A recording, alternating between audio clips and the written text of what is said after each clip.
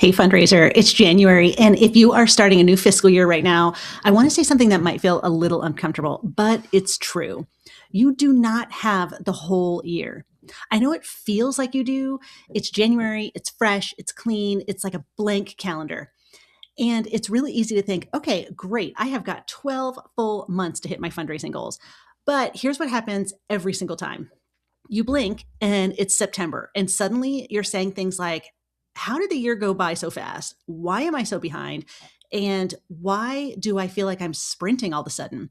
You might be even thinking, like, why am I going to now try to cram 12 months of results into the last 8 weeks of the year? Well, annual fundraising goals are tricky because they mess with your sense of time. They feel like you have this huge runway, when in reality, fundraising is the long game. Relationships take time, trust takes time to build, decisions take time, and donors don't make decisions based on your fiscal year. They make decisions based on their life: vacations, kids, business cycles, health stuff, family stuff, board stuff. And once spring hits and then summer hits, people are harder to pin down. Calendars become more chaotic and momentum is just harder to build. So if you're watching this and you're thinking, okay, fine, what do I do then? Well, this is why I love quarterly goals.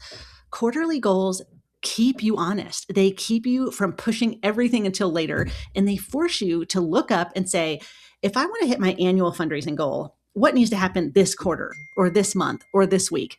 Because here's the truth: you don't hit annual goals in Q4. You hit annual goals in Q1 and then Q2 and then Q4 is simply just natural outcome of the relationships and the commitments that you've been building all year long. So right now, January, this is your moment. This is the perfect time of year to meet with your donors and build your plan for 2026. And I want to share a personal story because I really learned this the hard way. When I was doing major gifts years ago, I was anxious, I was hungry, I just wanted to perform. And I thought that the way to do it was to ask and to ask and to ask. Like, the spring came around and it was time for the golf tournament. And then, summer came around and it was time to make a mid-year gift. And then, the gala is coming up in October, and then December hits and it's time to ask for a year-end gift. I used to over ask. And I learned this the hard way. I would reach out constantly because in my mind, if I wasn't asking, I wasn't doing my job. And eventually, donors started to dodge me.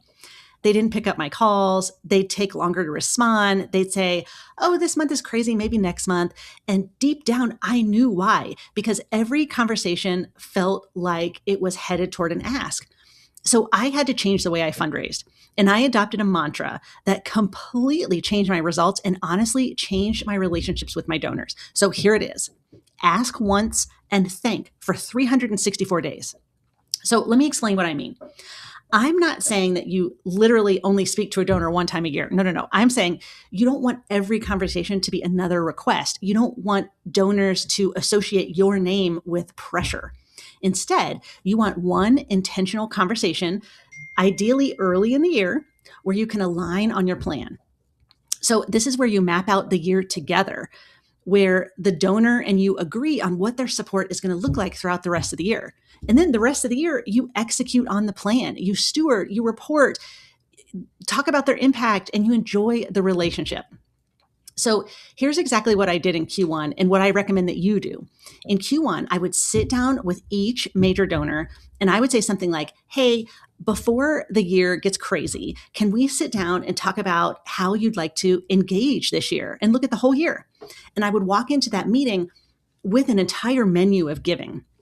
And not just giving money, giving time, giving expertise. So let's say I was sitting down, with an attorney.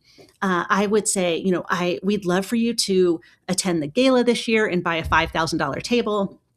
We'd love for you to host a dinner at your home. We'd love for you to review our gift acceptance policy. We plan to rewrite that this year.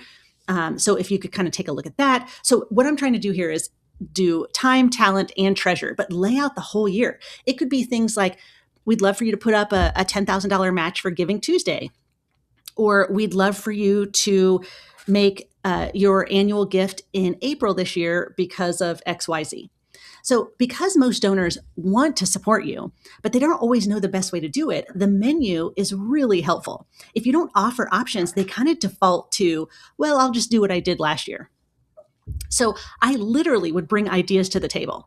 Do you want to host a small dinner at your home? Would you like to come to the gala, and how many tables would you like? Would you like to make your gift at year end? Would you consider making introductions this year? Is there a program that you're especially passionate about this year? And then we would talk, we would prioritize, we would choose together. We would decide what support looked like in a way that fit their life, their timing, and their values. And here's the magic part. Once we had that plan, we just work the plan. So there's no guessing, there's no awkward, constant re-asking every time an event rolls around or a giving push rolls around. And there's no last minute panic. It's just alignment with your donor and then execution. When you do it this way, two things happen. One, your donor feels respected and not pressured, and they feel more like a partner, not an ATM or a piggy bank. The second thing is you stop living in this constant state of anxiety, like you always have to chase the next gift. Because you're not chasing, you're implementing. That's why Q1 is so powerful. It is the season for planning. It's the season for clarity, and it's also the season for commitments. So if you're starting a new fiscal year and you're thinking, I have all the time in the world, I want you to hear me. Start today, not next month, not after things calm down, not when I get through this event and it's March. Start today. Make a list of your top prospects, pick the first 5, and schedule a Q1 planning conversation with them. I would highly recommend that you use like a menu approach and co-create the year with that prospect, and then get clear commitments.